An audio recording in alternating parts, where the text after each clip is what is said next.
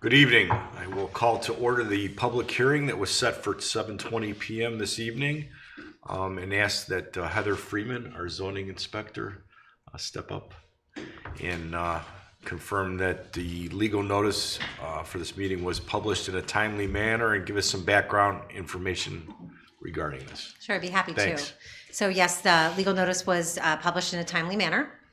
So I thought I'd give a little bit of background regarding the amendments that are in front of you tonight that have been recommended by the Zoning Commission. Over the past year or so, the Zoning Commission held several work sessions to review the Section 16, which includes regulations for plan unit development in the residential conservation development districts. The amendments include some minor housekeeping, but also a few changes to the review process for any newly proposed RCD or PUD, and also has changes for how major modifications to approved plans are reviewed as well. At their December 2023 Zoning Commission meeting, the board initiated the amendments and subsequently held two separate public hearings prior to sending their recommendation to the Board of Trustees for approval. Additionally, the Lake County Planning Commission provided their recommendation to the township on the amendments. The Zoning Commission did agree with and modified their recommendation to include many of the county's considerations. I'll highlight for you this evening some of the substantial amendments that are proposed tonight. Amendment number 1 adds new language to make it clear that the preliminary development plan is part of the zoning resolution and that any deviations are considered a zoning violation.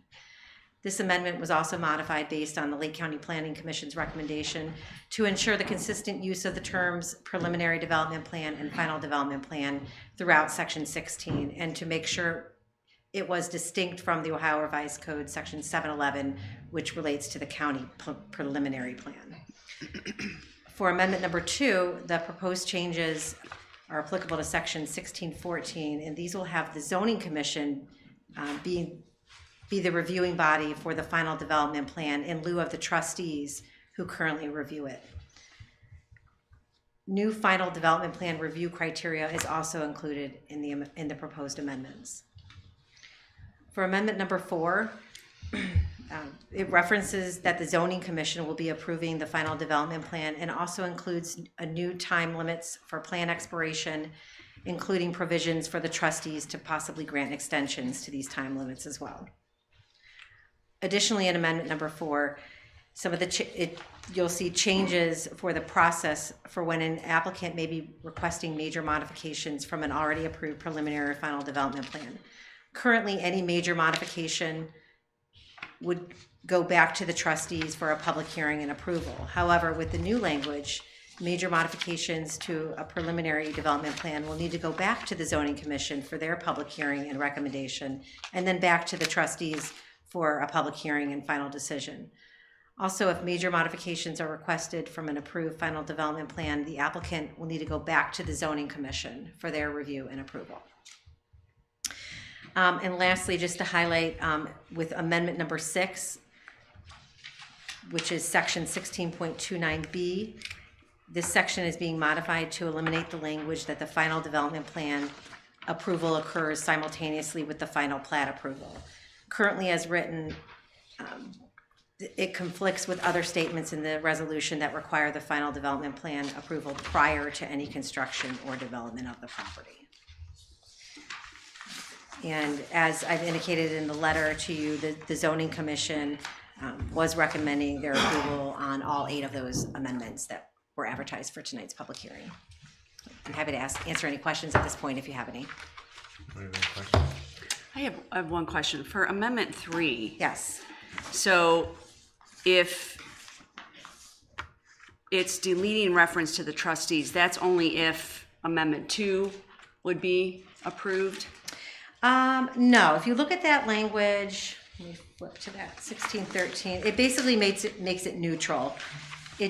By eliminating township trustees, it just says after the final development plan for each phase is approved. So it just doesn't specify which board is approving it. Okay. So Doesn't change the process. The process dictates the process. It just doesn't reference the process. correct. Okay. Thank you. Thank you. Thank you, Heather. You're welcome. Okay, I would like to open up the hearing to any public comments. Seeing that we have nobody here from the general public, I will close the public hearing. And we will move directly into the Concord Township Board of Trustees meeting for February 5th. So, You take a 5-minute break, Mr. Dondorf. Oh. We advertised 7:30, sorry. Okay, that's okay. We will take a 5-minute break. Close the meeting. Thank you.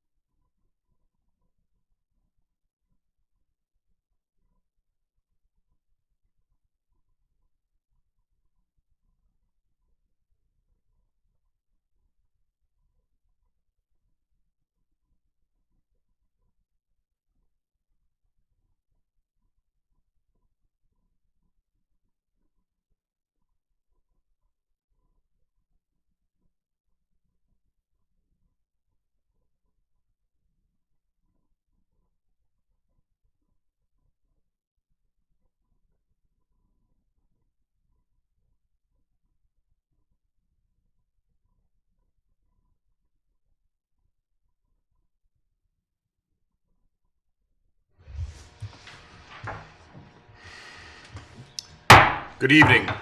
I call the Concord Township Board of Trustees meeting for February 5th, 2024 to order. If you would join me in the Pledge of Allegiance. Pledge allegiance to the flag of the United States of America and to the republic for which it stands, one nation under God, indivisible, with liberty and justice for all. Roll call, please, Mr. Technip. Mrs. Lucci, Present. Mr. McIntosh, Present. Mr. Dondorfer. Present. Moving on into the approval of minutes. Mr. Chairman, I'll make a motion to approve the January 17th, 24 trustee regular meeting minutes And I'll- as drafted. Second. All in favor? Aye. And moving on to the elected official reports. Fiscal Officer James Technip. Thank you, Mr. Dondorfer. As of January 31st, I can't believe it, but we're already 8% of the way through the calendar year. The treasury balance for the 20 active funds within the township was $5.3 million. The treasury balance includes $536,000 in funds which are set aside for specific projects. Year-to-date, expenditures were 21% of the temporary budget, not the annual budget, we haven't passed that yet, but of the temporary budget for 2024.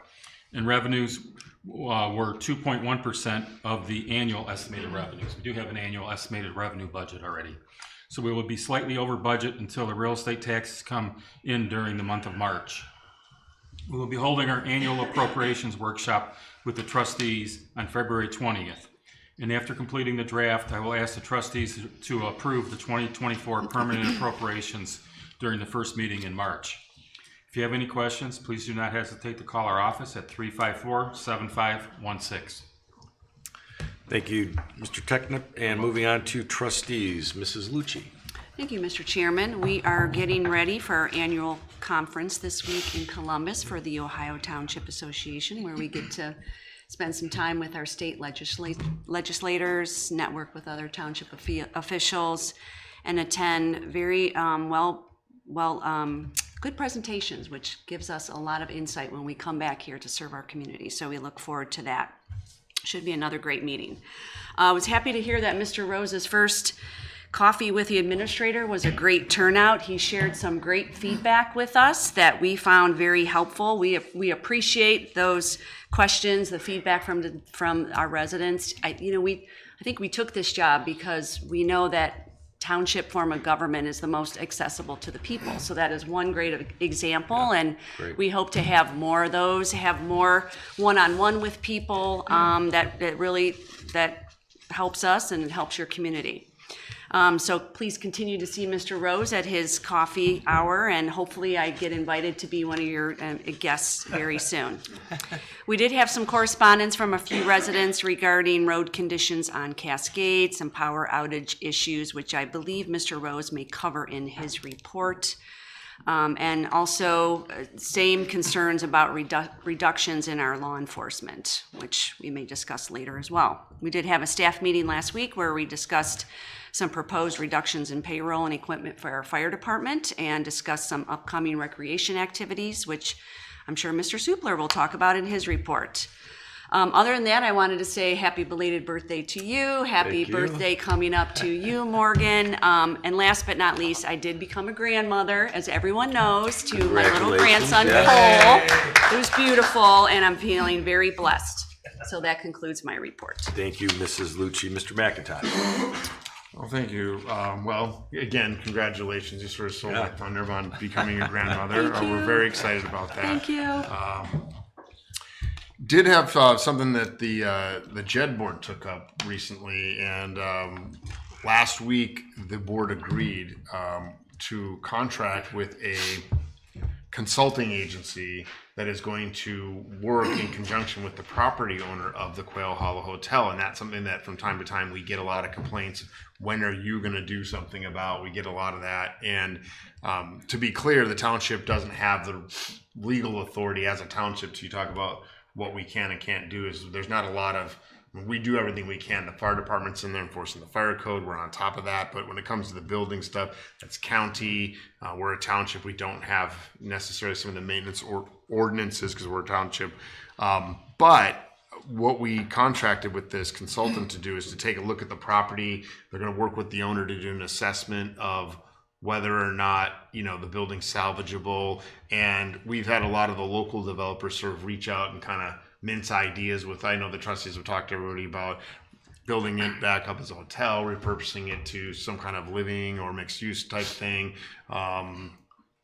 taking it all the way down and turning that property to housing. So nobody's really come up with an idea. So what we're looking for this consultant is to kind of blank sheet, whiteboard it, you know, Blue Ocean Strategies, kind of take a look at what is it suited to be based on its location and come up with some recommendations. And then again, do an assessment of the challenges of the property, the viability of the structure.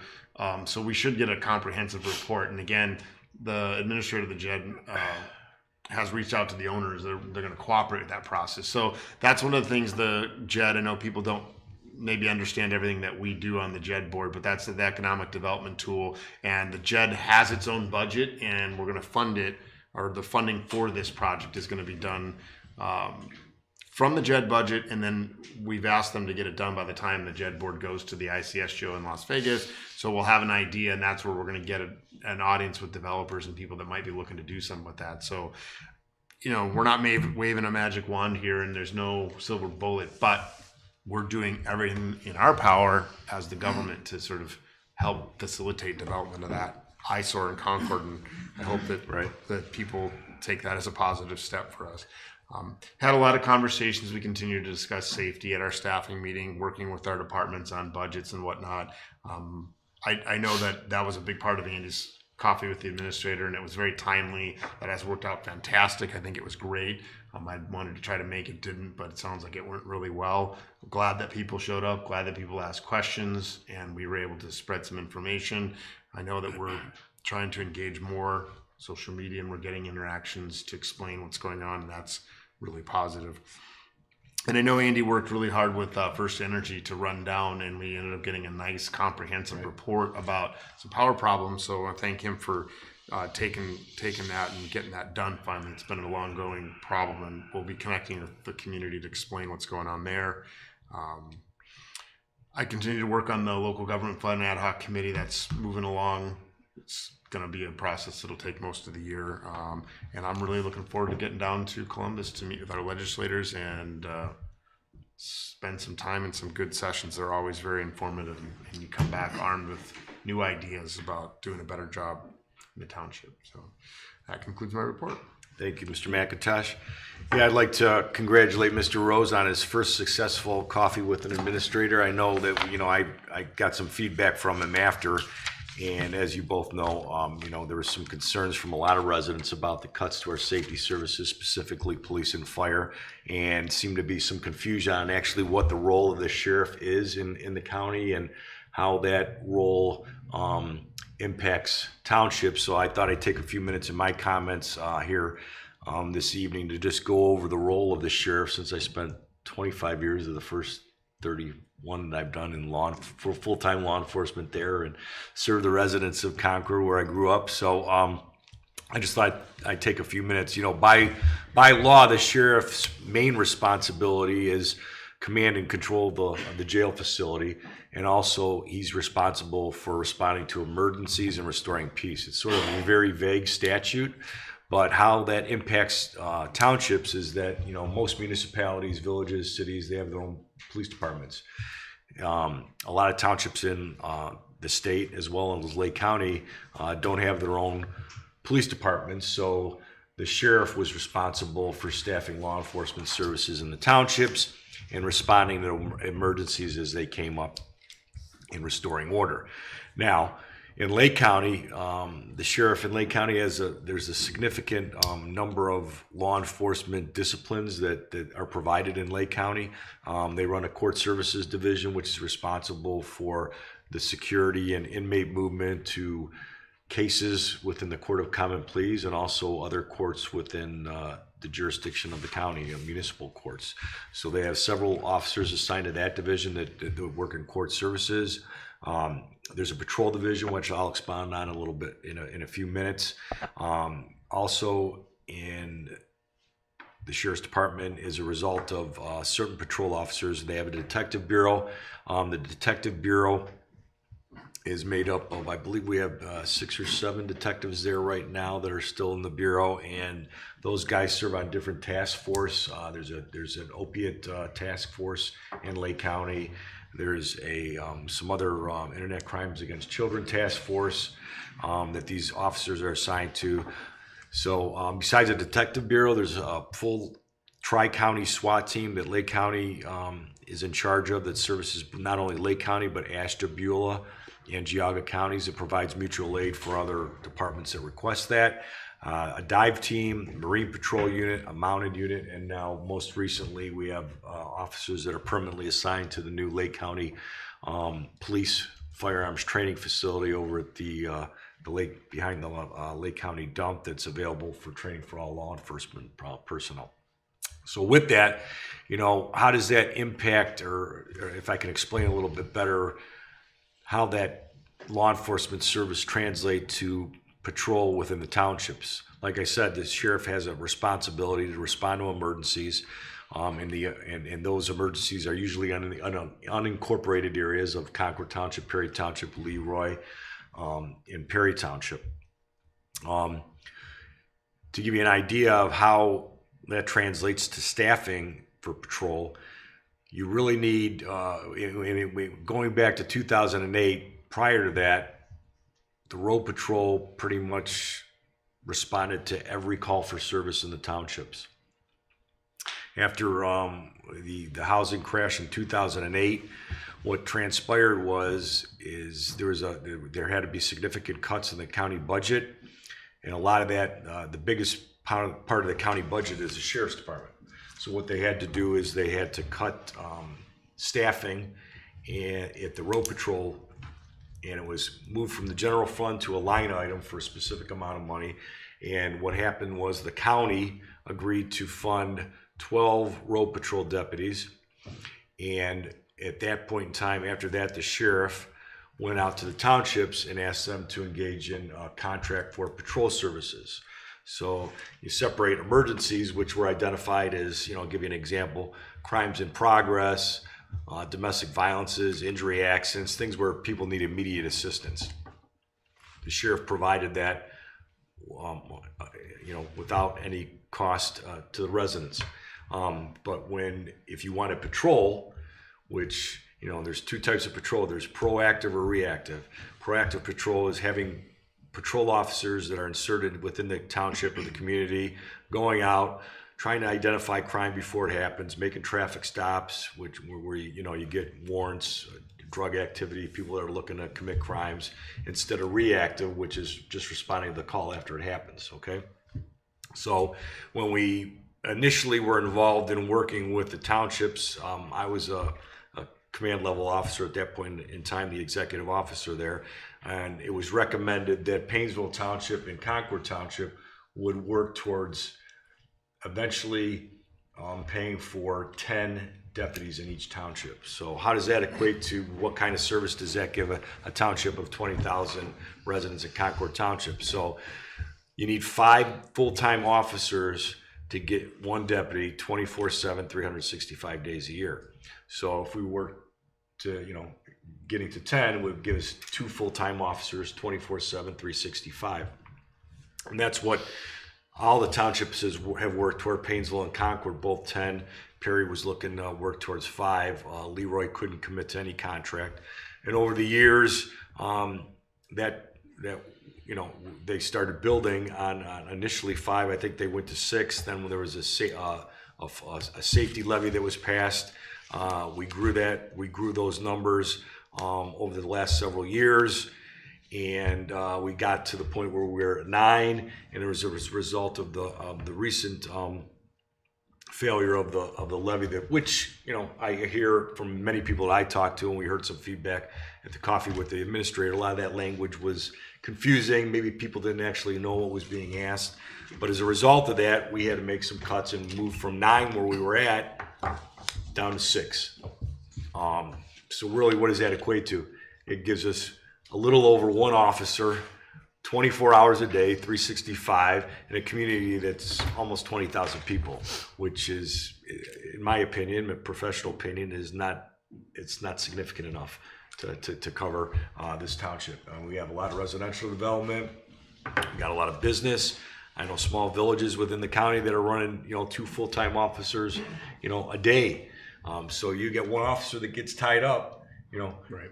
on a significant call, like an injury accident or a DUI or a priority call. If somebody needs assistance, they might have to wait, or they might have to call for mutual aid. So it's a daunting task to try to, in today's day and age, to retain and keep good law enforcement officers.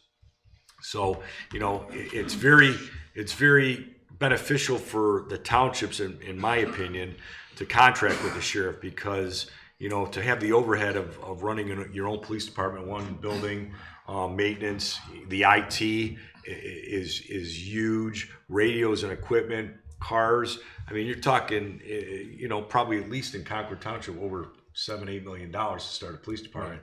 And here we're paying, I think right now we're close to $900,000 for this, about $1 million for the services with the sheriff. And what do we get for that?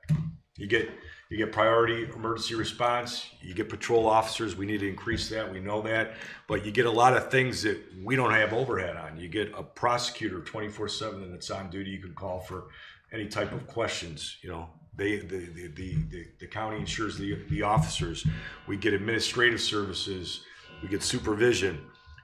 We get fleet. The vehicles, the fleet maintenance.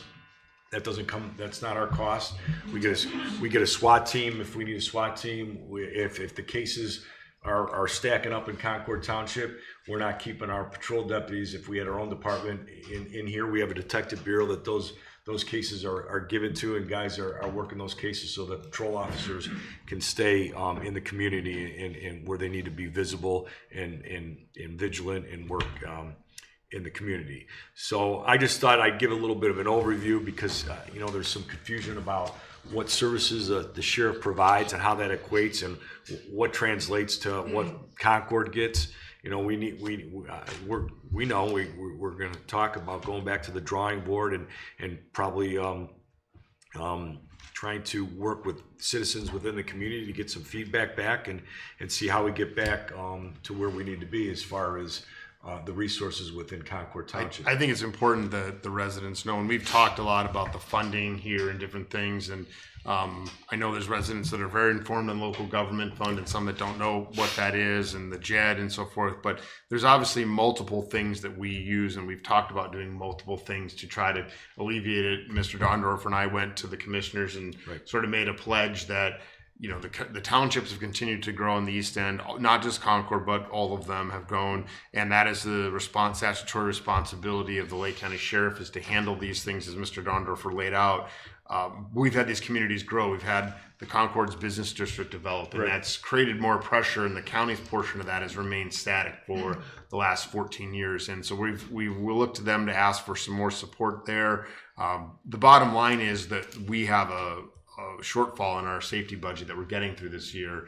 But one of the things is we're going to have to come back at some point and look at another levy. I think that I know we've been telling people that we're working on funding, and it's always kind of scary, but the bottom line is our funding is at a point where there's no way we're gonna get help and so forth, and it's really gonna boil down to how much we end up needing. I think it's very unclear at this point what we're going to be asking. We know what we asked last time. We know what the shortfalls are.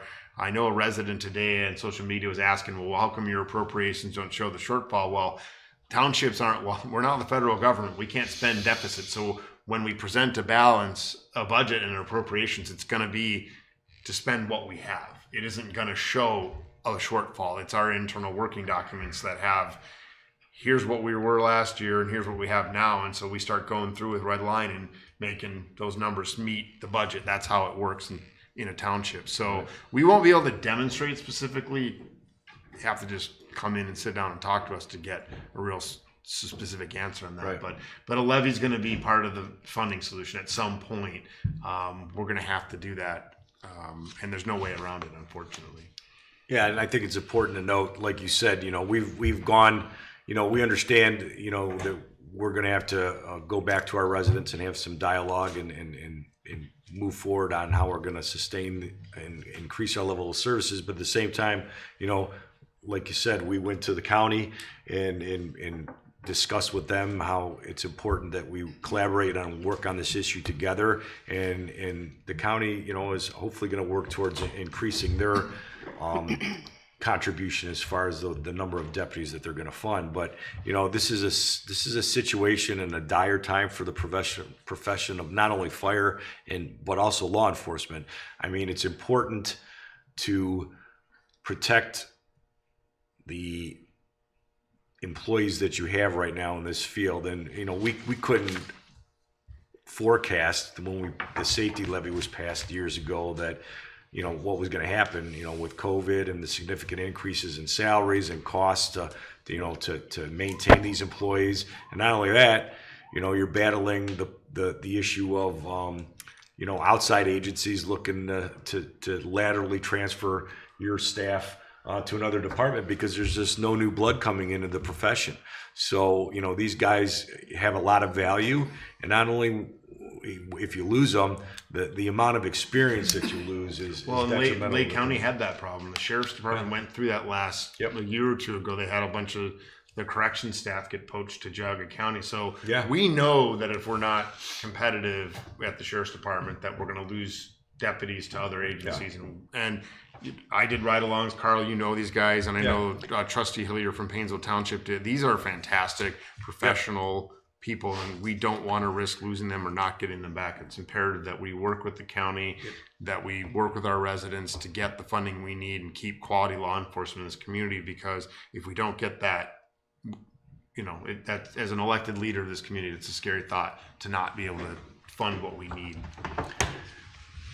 Yeah, I agree. I think it's just still worth mentioning that the revenue from 2016, when we had our safety services levy, it's just not enough to afford the increased costs.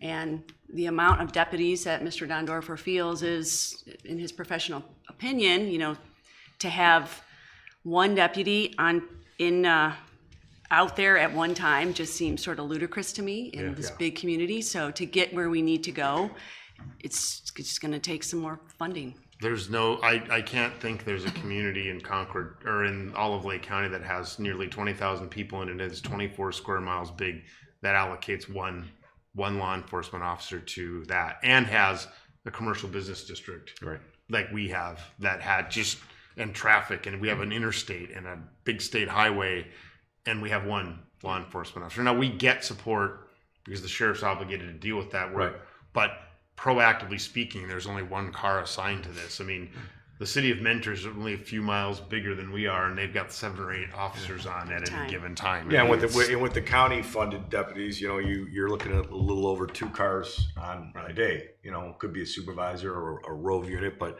those cars are good. They work on backing up the townships and the officers so they don't jeopardize their safety if there's a serious call. But some of the other stuff that the sheriff has to do, and a lot of more and more I see recently is there's a lot of inmate movement that gets.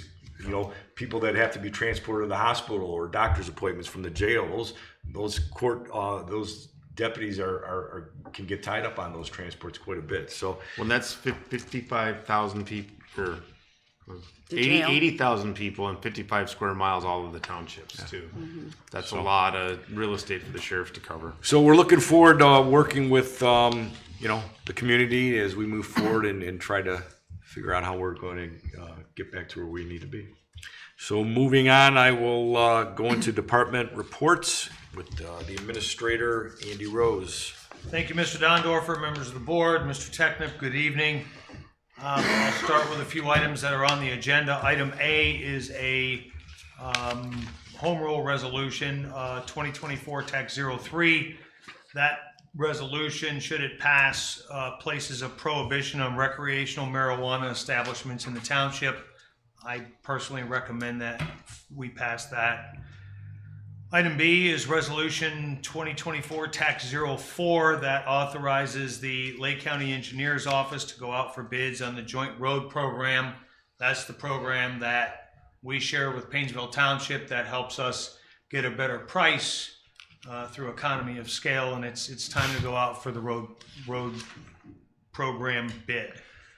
A couple of other items. I'm still working with the Commissioner's Office and the Sheriff's Office on amending the police protection contract. It's just some language stuff that we're working through. We should have the amended contract on the next trustee meeting agenda is our hope. So I was able, as alluded to, I was able to meet with our governmental liaison from First Energy last week, Wendy. We covered the issues surrounding specifically Lily and Meredith and the frequent power interruptions that they've been having. She did a great job in working with the engineers. They're going to be making some adjustments. They did a full evaluation. They're going to be making some adjustments to these substation circuits that feed those particular areas, and we're hoping that situation will greatly improve. Both her and I will be monitoring the situation over the next couple of months. She's reaching out to a couple of the residents who have contacted CEI and PUCO directly. And then we're touching bases with anybody that calls. I spoke to a resident earlier today and explained what we were doing. I asked him to keep track as well, so we can all keep each other honest and see how this goes. But I'm hopeful that these changes that engineering came up with will work. So I'm very encouraged, and I appreciate First Energy CEI's attention to try to get through this issue. Earlier today, I was able to visit with Team NEO and Lake Development Authority reps. We did a annual business retention call. We went over to Phoeves. Phoeves is back on Discovery. They make specialized grinding wheels for other companies and their applications. I'm happy to report they are doing extremely well, and they're very happy with Concord Township. Great. So it was a good visit. And like every other manufacturer back there, everybody's looking for additional people. So, but they are working with AWT, and they're working with the community colleges on some other programs that are coming up. So hopefully that will develop more of a workforce. And then the next coffee with the administrator is Thursday, February 22nd at 9 a.m. Hope to see a good turnout there like last time. And finally, I will be out of the office starting tomorrow afternoon, and then I will be back in the office on Wednesday the 14th, but I will be checking email regularly and staying in contact. So if anybody needs anything, please reach out. That concludes my report. Thanks, sir. Thank you. Fire Department, Chief Sabo. Good evening, everyone. Good evening. So for the month of January, we completed 283 total events. We had 177 EMS events with 129 transports to local hospitals.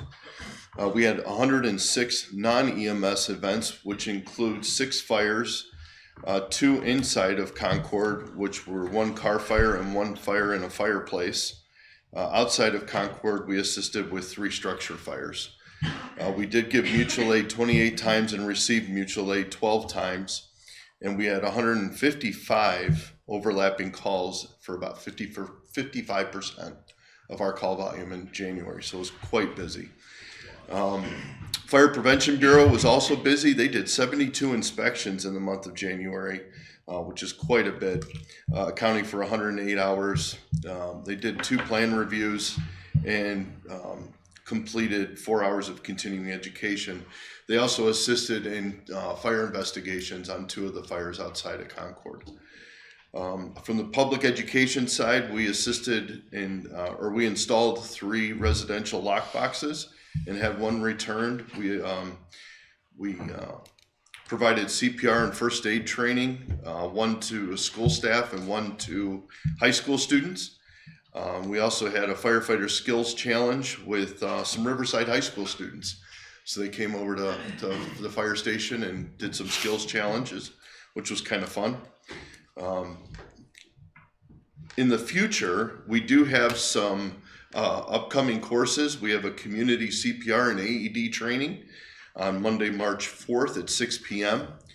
And we also are advertising for an American Red Cross babysitters training. These will be held on Tuesdays, April 16th and April 23rd at 5 p.m. And I think you got to be at both. Excuse me. The cost of, we did have to raise the cost of our CPR in public education to $60 per person. I think we were charging like $25 before. American Heart just continues to raise their fees. So we used to be able to get a little card. Mrs. Lucci, you may remember, you get the little card, and they did away with that. It's all electronic now. So there's less labor, but more cost. So you figure that out. But to register, just all you need to send your name and contact information to Concord Fire Programs at concordtwp.com, or call the fire station at 440-354-7504. Lastly, item C under new business is we're asking for your favorable vote on a purchase order to purchase 10 radios from Painesville Township. In yesterday's paper, you may have noticed Painesville Township, Fairport Harbor, and Grand River all got awarded a grant for new portable radios for their fire departments. Portable radios are integral to our operation and the safety of our firefighters and communications, not only internally, but as we perform mutual aid and go on events with our neighboring departments. Having those comms, regardless of where we're going, is critical. We've been working for many years on, we've been applying diligently to FEMA's Assistance to Firefighters grant for the replacement of our aging radios. We have about 24. They're going to be going out of life here within 2 years. So these 10 radios that we're able to purchase from Painesville Township fills a gap, and it buys us some time. We have several radios that are getting reprogrammed this fall by Motorola with no guarantee that they will work after they're reprogrammed. It's unfortunate risk, but a necessary one. But in the meantime, these 10 radios, just to give you some perspective, the $5,500 for the 10 radios, the cost of one radio is $6,000 plus the accessories. So these we're getting for $5,500. We're getting 10 radios with some accessories, including batteries. So it's we're grateful to our neighboring communities. The fire chiefs in Lake County work very closely together to help each other when we need help, and this is a great collaboration in helping others get through and buy some time until they can get that. Hopefully, and we'll continue to apply for grants and see what comes up. So, any questions? I know you and I had a conversation. I mean, radios end up being a really expensive deal. This is a real nice get, but it's, when we talk about the cost of safety and service, this is another one of these things. You're telling us what we're going to have to spend in the next few years on radios. It's significant, and just like everything else, those costs are going up. So what radios cost 5 or 7 years ago they're now more. We know we've talked, and you and Deputy Chief presented us the cost of capital equipment. Another thing, and when people are asking why was the levy request so high, well, based on the numbers that Deputy Chief gave us, we can expect an extra $300,000 in costs from replacing equipment over the next 5 years, a year. Another just $1 million of increase in cost based on our last cost to new cost. Right. Then you add those radios, same things going on with them. All of that capital is costing more money. Another perfect example, and I know I've said this before, but about 85% of our call volume is EMS. We have 3 heart monitors, and they are reaching their life expectancy where they are no longer going to be serviced by Stryker, the manufacturer. So, and those aren't cheap either. So that's about $60,000 a piece. And again, something that we continue to ask for grants for, that we've just been unsuccessful in for whatever reason, but we're going to continue to ask until we get some success there. So we're trying. Right? You guys do a great job. I know you're always Lot- applying for grants, grants, and yeah. you're really on top of it. And outside of our control, we're just not getting lucky. Yeah. Thank you. Thank you, Chief. Moving on to our Service Department, Tim Brown, Service Director. Good evening, everyone. Good evening. The Service Department in the month of January responded to 10 call-outs for snow and ice operations, applying approximately 810 tons of salt. Our crews, when not out plowing and salting, have been busy pothole patching, checking drainage areas, installing snow barricades, equipment maintenance, and evaluating roads for the upcoming construction season.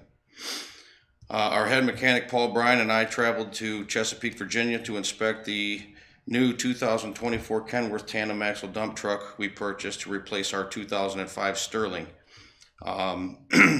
We're expecting a delivery of the truck later this week. I want to thank the Board of Trustees for your continued support of the Service Department when we need equipment. Lake County Engineers finalized the cost estimates for the 2024 joint road resurfacing projects and plan to get those out to bid mid-February.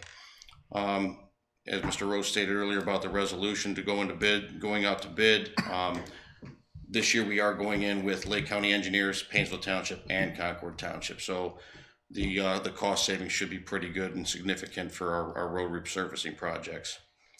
The Service Department is also working closely with the Lake County Stormwater Department on upcoming stormwater projects and providing technical support to residents with other drainage issues throughout the township. These projects will help enhance the stormwater mitigation throughout the township. Residents looking for any information or have questions or concerns are encouraged to contact the Service Department at 440-350-3225 or by email at concordtwp.com under service. That concludes my report. Thank you. Zoning Department, Heather Freeman. Good evening. Good evening. During the month of January, the zoning department staff processed 19 zoning permit applications and collected $2,500 in fees. Of those 19 permits, 6 were for new accessory buildings, 3 new signs, 2 new businesses, 2 new single-family homes, with the remaining permits for other small residential projects. Additionally, staff was busy performing inspections and completed 40 property inspections with open zoning permits and issued 24 zoning certificate of compliances. We also received and followed up on 11 new complaints about potential zoning violations. Next week, the Board of Zoning Appeals will hold their regular meeting at Town Hall. The agenda will be posted on the township website probably tomorrow. And should residents have any questions or concerns, please feel free to reach out to the zoning department. Thank you. Thank you, Heather. Recreation Department, Sean Sippler.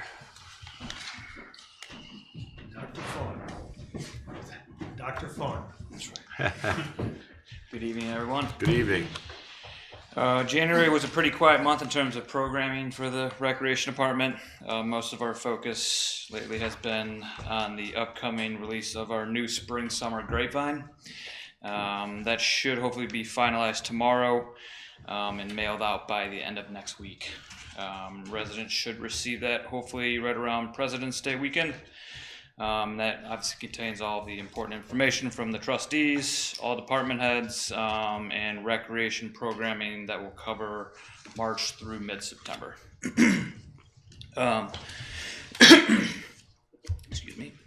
Our rookie sports basketball program has been off to a great start. We had 35 total kids registered for that program, and as I told you guys at our meeting the other week, 28 of those are right here in Concord Township, so that's a great number. That's for ages 4 to 8-year-olds.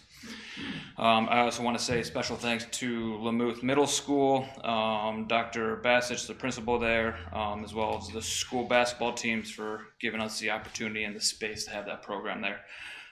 Been working on developing a good relationship with the schools here, and obviously that's a big help for us. So thank you to them, and as well as their custodial staff for being there and helping with any issues that come up. So for our upcoming events, our 55 plus group, February 7th, that's Wednesday, is Patient Advocacy with Roberta Brofman.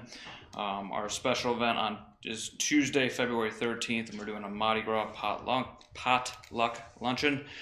We'll be supplying jambalaya and famous king cakes You can still sign up for that and bring a dish to share.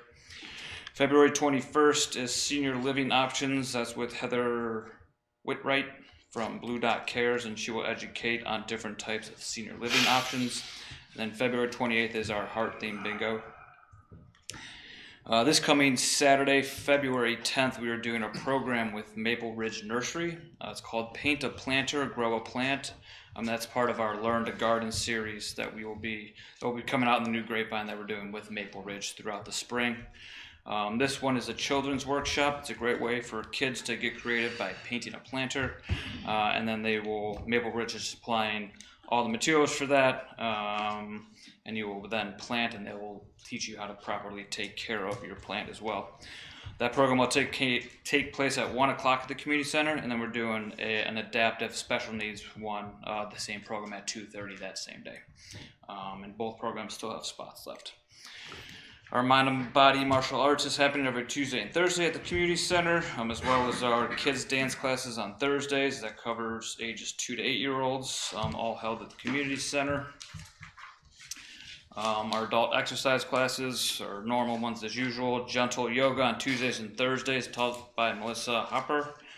She's also doing a chair yoga after that class as well on Tuesdays and Thursdays. We're doing gentle yoga on Monday evenings with Colleen Stone, and then a yoga Pilates fusion on Wednesday evenings with Colleen Stone.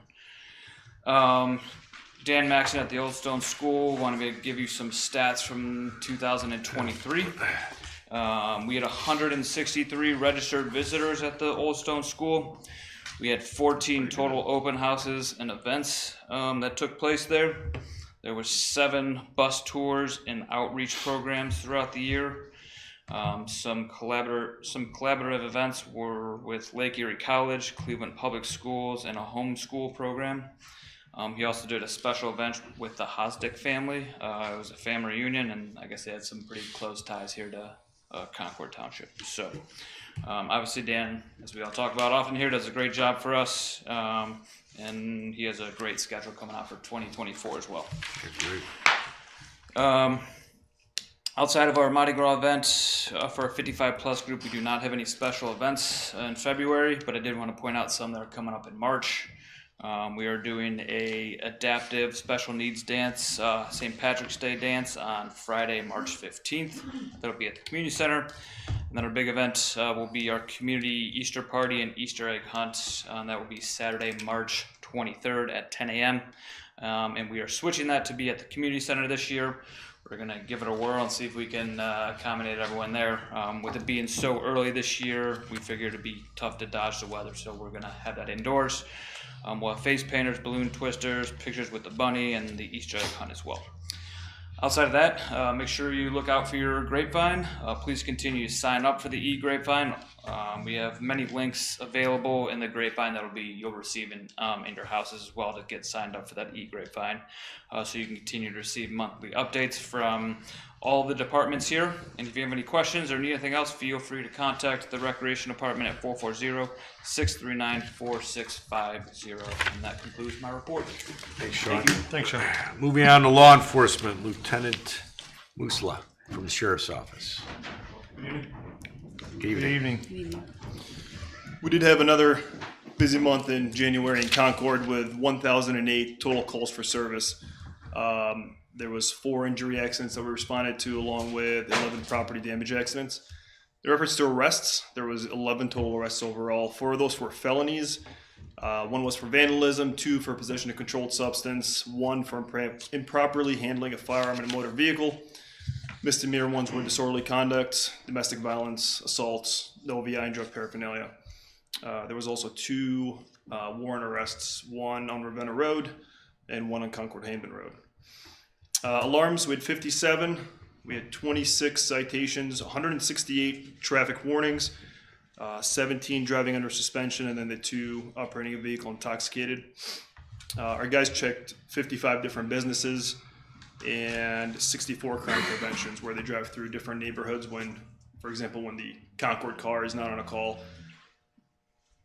Often whenever they drive a certain neighborhood, they'll put that in the computer, so it gives us one of those stats as well. For new investigations, we had 1 new assault investigation. We also had a break and entering into a vehicle which was at the Ridge Glen condos. That was around 5:30 in the morning in the beginning of January. Somebody had gone inside a Kia, had punched out the ignition. They were in the process of trying to start them up and take off, but our guys got there pretty quick. They were gone, but the car was still there, so that was a plus.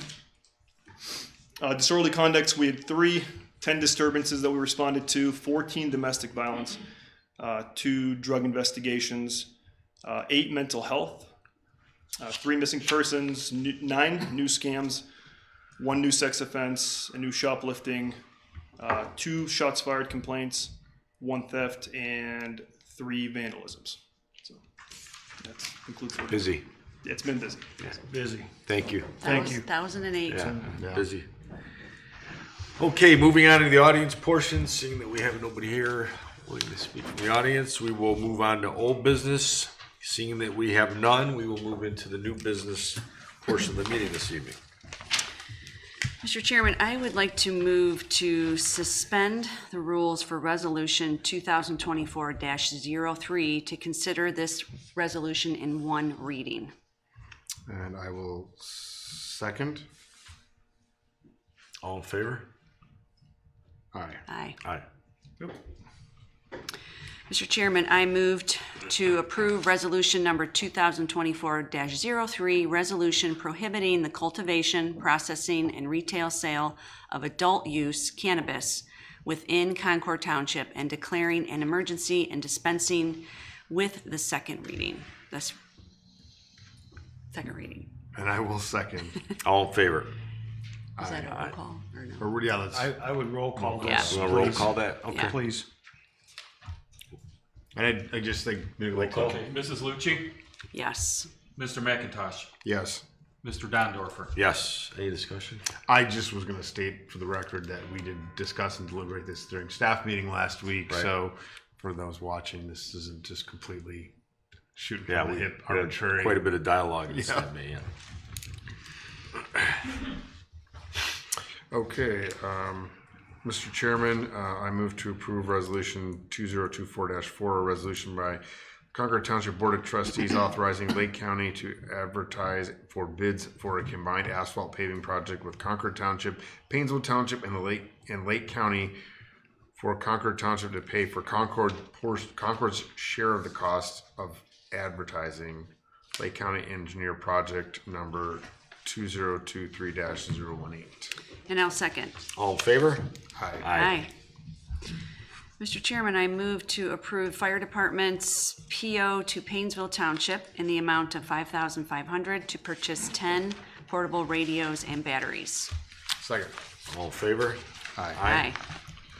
Chairman, I move to approve the promotion of William Wangeke to part-time regular firefighter basic effective January 28th, 2024. I'll second. All in favor? Aye. Aye. Mr. Chair, I move to approve the promotion of Gabriel Kovats to part-time regular firefighter EMT basic effective January 28th, 2024. Second. All in favor? Aye. Mr. Chairman, I move to approve promotion of Cody Benlock to part-time regular firefighter EMT basic effective January 28th, 2024. I'll second. All in favor? Aye. Aye. Mr. Chair, I move to approve PO to Alad Tech in the amount of $5,247 for fire department scheduling software subscription. Now, second. All in favor? Aye.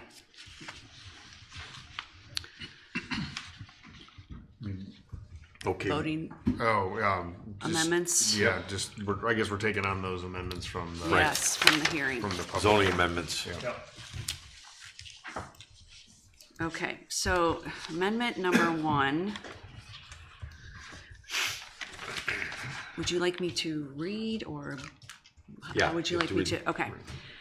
Amendment number 1, modify section 16.13, approval by adding a new requirement that the approved preliminary development plan is an integral part of the zoning resolution and any deviations are considered a zoning violation. Revise section 16 throughout to ensure consistent use of the terms preliminary development plan and final development plan. I will second that motion. Okay, roll call vote, please, Mr. Technip. Mrs. Lucci, Yes. Mr. McIntosh, Yes. Mr. Dondorfer. Yes. And Mr. Chairman, I move to approve Amendment 2 with modification, and that is going to be, I'm going to read the amendment, then read the text for the modification. Okay, so the amendment is to modify section 16.14 Township Final Development Plan to have the zoning commission review and approve final development plan in lieu of the trustees process and time frame for submitting final development plan is being taken out of this section and updated in section 1616. Review criteria is being added for the zoning commission to consider while reviewing the final development plan. And I would move to approve as written, but modifying that the development plan of each phase to remain with the board of trustees and strike the revision that it is replaced by the zoning commission. I think the trustees want to maintain a step in that process and have that be more of a shared function with the zoning commission. I do second that motion. Roll call vote, please. Mr. Technip, roll call. Mrs. Lucci, Yes. Mr. McIntosh, Yes. Mr. Dondorfer. Yes. And I think it's safe to say we did discuss this in The staff office will hours. Yes. Yeah, I think it's Today. important for us to have some involvement in that. Mr. Chair, I move to approve amendment number 3, modify section 16.15 zoning permits by deleting reference to the trustees. And I second. Roll call vote, please. Mrs. Lucci, Yes. Mr. McIntosh, Yes. Mr. Dondorfer. Yes. And Mr. Chairman, I move to approve Amendment 4, but once again with modification. So that is to modify section 16.16, modifications from an approved development plan by adding new line of time limits and process for extensions on approvals. Clarification is made regarding modifications to previously approved preliminary or final development plan. And once again, I would make the proposed amendment in section A to strike out the project has been approved by the zoning commission, to strike out zoning commission and replace it with trustees. And that lets the modifications go back to the zoning commission, then make a recommendation, keeps us involved in that Right. process, but also loops them in, gives them the opportunity to give us a recommendation. I think we value that feedback. We do value I that agree. feedback. Mr. Chair, I second that. Roll call vote, please.